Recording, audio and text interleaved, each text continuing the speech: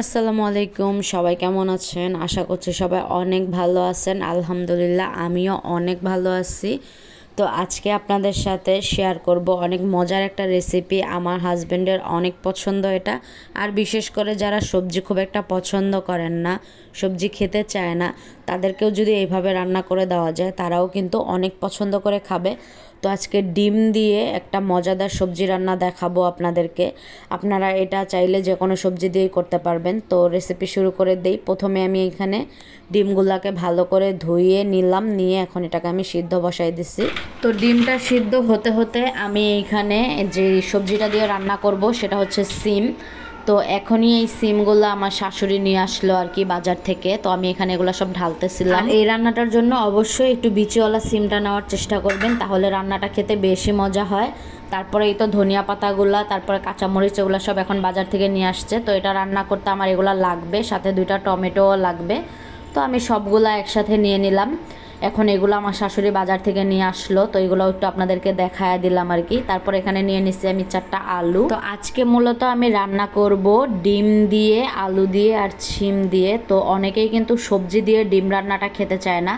ডিম সবসময় আলু দিয়ে, না হয় আমরা পেঁয়াজ দিয়ে ভুনা করে খাই, কিন্তু সবজি দিয়ে কিন্তু ডিমটা খাওয়া পড়ে না।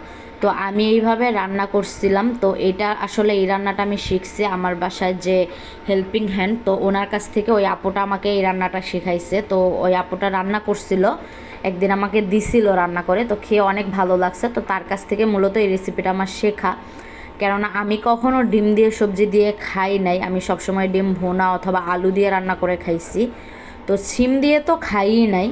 তো এই জন্য আর কি আপুটা আমাকে রান্না করে দিছিল, তো খেতে খুব ভালো লাগছে। তো তারপরে চিন্তা করলাম যে ঠিক আছে, এই রেসিপিটা আপনাদের সাথে শেয়ার করব আমি।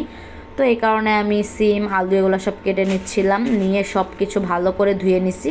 আর এই রান্নাতে অবশ্যই বিচিওয়ালা সিমটা দিলে বেশি ভালো লাগে খেতে, আর সিমটা আস্তে আস্তেই রেখে দিবেন। তারপর সবজিগুলোকে তো সব ধুয়ে নিলাম। এইদিকে আমার ডিমটাও সিদ্ধ করা হয়ে গেছে আমার কাটাকুটি করতে করতে। এরপর আমি এখানে ডিমটাকেও নামাই নিছি, ডিমটাকে নামায় খুব সুন্দর করে ছিলে নিছি আমি। এরপর চলে যাব আমরা আমাদের মূল রান্নাতে। তো এখন আমি একটা কড়াই বসাই দিলাম চুলায়। এরপরে আমি গরম করে নিচ্ছি কড়াইটা। তারপর এখানে আমি দিয়ে দিলাম সয়াবিন তেল। এখন দিয়ে দিছি পেঁয়াজ কুচি। পেঁয়াজ কুচিটা আমি বেশ অনেকটা পরিমাণেই দিচ্ছি। তো আপনারা আপনাদের পরিমাণ অনুযায়ী নেবেন, সবজির পরিমাণ যতটা ঠিক ততটা পরিমাণে পেঁয়াজ কুচিটা নেবেন। তো পেঁয়াজ কুচিটাকে আমি এখানে একটু লাল লাল করে ভেজে নিচ্ছি। তারপর দিয়ে দিচ্ছি এখানে আমি আদা রসুন বাটা। আদা রসুন বাটাটা একদম সামান্য একটু দিচ্ছি। তারপর এখানে আমি একটু পানি দিয়ে দিলাম পরিমাণ মতো। এখন এই মশলাটাকে একটু কিছুক্ষণ কষাই নেব। এখন এখানে আমি দিয়ে দিচ্ছি লবণ, তারপরে হলুদ, তারপরে এখানে আমি দিয়ে দিচ্ছি মরিচের গুঁড়া। এখন এখানে আমি দিয়ে দিচ্ছি অল্প একটু ধনিয়ার গুঁড়া। দিয়ে এখন এই মশলাটার মধ্যে একটু পানি দিব, দিয়ে মশলাটাকে আমি খুব ভালো মতো করে কষাই নেব। তো মশলাটা খুব ভালো মতো করে আপনারা কষানোর চেষ্টা করবেন, মশলার যে গন্ধটা থাকে ওটা চলে যাবে। তো আমি একটু একটু করে পানি দিয়ে মশলাটাকে কষাই নিচ্ছিলাম। এখানে আমি মশলাটাকে অনেক সময় নিয়ে খুব ভালো মতো করে কষাই নিছি। তো আমার মশলা থেকে কিন্তু তেল ছেড়ে দিছে। এখন আমি এইখানে দিয়ে দিব সামান্য একটু গরম মশলার গুঁড়া। এই গরম মশলার গুঁড়াটা দিলে একটা সুন্দর স্মেল আসবে। তো এই গরম মশলার গুঁড়াটা দেওয়ার পর আমি অল্প একটু পানি দিয়ে এটা মশলাটার সাথে খুব ভালো করে মিশায় একটুখানি কষায় নিয়েছিলাম। তারপরে এখানে যখন তেলটা ভাসা ভাসা হয়ে যাবে, মানে প্রপারলি আমার কষানো হয়ে যাবে, আমার মশলা থেকে তেল ছেড়ে দিবে, ঠিক এই পর্যায়ে এসে আমি এইখানে যে সবজিটা কেটে ধুয়ে রাখলাম, আলু আর সিমটা, আমি এই সবজিটা দিয়ে দিব। সবজিগুলো দিয়ে আমি খুব ভালো করে নেড়ে চেড়ে নিলাম। এখন এটাকে আমি কষায় নেব কিছুক্ষণ। তো ওইদিকে কষানো হইতে হইতে আমি এদিকে ডিমটাকে ভেজে নিচ্ছি। ডিমটার মধ্যে হালকা একটু হলুদ মেখে নিচ্ছি, নিয়ে আমি তেল গরম করে ডিমটাকে দিয়ে একদম লাল লাল করে ডিমটাকে ভেজে নেব।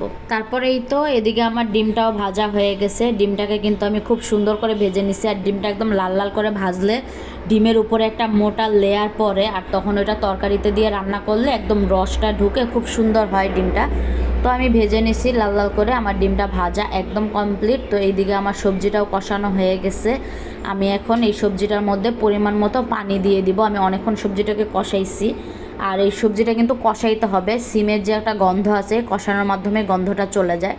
তারপর আমি এইখানে পরিমাণ মতো পানি দিয়ে দিলাম। আমার যতটুকু পানি আর যতটুকু ঝোল আমি রাখবো ওই বুঝে আমি এখানে পানিটা দিয়ে দিচ্ছি। এখন এটাকে আমি ঢেকে দিয়ে রান্না করব যতক্ষণ না আমার সিম আর আলুটা একদম প্রপারলি সিদ্ধ হয়ে যায়। তো এই তো এখানে আমার সবজি রান্নাটা হয়ে গেছে। এখন আমি এটাকে একটু নেড়ে দিচ্ছিলাম, আর আমার সবজিটা ঠিক আমি যেমন চাইছি ওই রকমই সিদ্ধ হয়ে গেছে।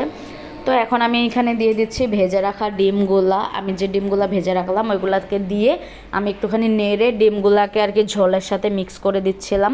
এরপরে এখানে দিয়ে দিব টমেটো। টমেটোটাকে আমি একটা টমেটো 4 টুকরা করে নিছি। তো টমেটো আমি এখানে দিয়ে দিলাম। টমেটোটাকে একটু ভিতরে ঢোকাই দিচ্ছিলাম যাতে ভালো মতো করে টমেটোটা সিদ্ধ হয়ে যায়। আর এই টমেটো দিলে কিন্তু এই তরকারির যে স্মেল বা ঘ্রাণ দুইটাই কিন্তু চেঞ্জ হয়ে যায়। তারপরে একটু লবণটা চেখে দেখলাম সব ঠিকঠাক আছে। এখন আমি এখানে দিয়ে দিব ভাজা জিরার গুঁড়া।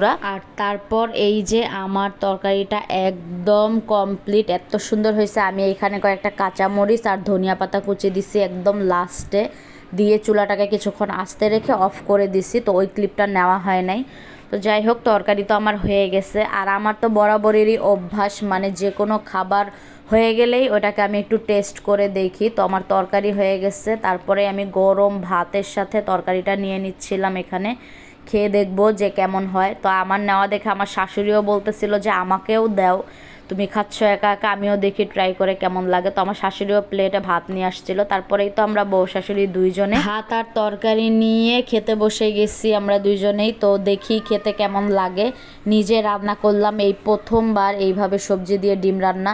তো এটা আমি আমার শাশুড়ি আমরা দুজনেই খাইছি, অনেক মজা ছিল। আমার হাজব্যান্ডেরও অনেক পছন্দ হয়েছে এই রান্নাটা।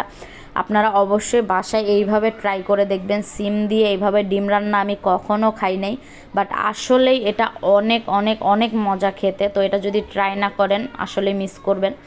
তো আমরা অনেকেই আছি যে সবসময় ডিম ভুনা, ডিম আলু দিয়ে রান্না করি আর ডিম ভুনা করি, এই রান্নার মধ্যে অনেকেই থাকে। তো অনেকেই জানি না যে ডিমটাও কিন্তু অনেক ধরনের সবজি দিয়ে খাওয়া যায়, ঠিক আছে। তো অনেকেই যেমন জানে না গরুর মাংস যেমন অনেক সবজি দিয়ে কিন্তু খাওয়া যায়, তো এটা অনেকেই জানতো না। তো আমার কাছ থেকে শোনার পরে না অনেকে অবাক হয়েছে, কি বলেন গরুর মাংস বাঁধাকপি দিয়ে খাওয়া যায়, ফুলকপি দিয়ে খাওয়া যায়, আমরা কাঁঠাল দিয়ে গরুর মাংস খাই। এটা অনেক পছন্দের একটা খাবার আমাদের বাসায়, আমাদের সকলেরই খুবই প্রিয়। তো এটা অনেকেই জানতো না, যেমন আমি জানতাম না যে সিম দিয়ে ডিম রান্না করে এইভাবে এত মজা লাগে।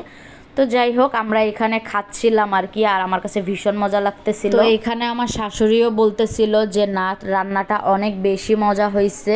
আর আমার শাশুড়িকে বলছিলাম রিভিউ দিতে, সে যেগুলা বলছে আসলে আমি এখানে ভয়েস তো দেই নাই, এজন্য আমি আলাদা করে ভয়েস দিছি। মানে আমার শাশুড়ি হচ্ছে এত মজা হয়েছে, এত মজা হয়েছে যে বলতেছে আপনারা কেউ এটা বাসায় করেন না, এটা রান্না করলে এত মজা লাগবে যে রান্না করতে করতেই সব শেষ হয়ে যাবে, এই জন্য আপনারা এটা বাসায় ট্রাই করেন না। তো আরও অনেক মজা করতেছিলাম আমরা খেতে বসে আর কি।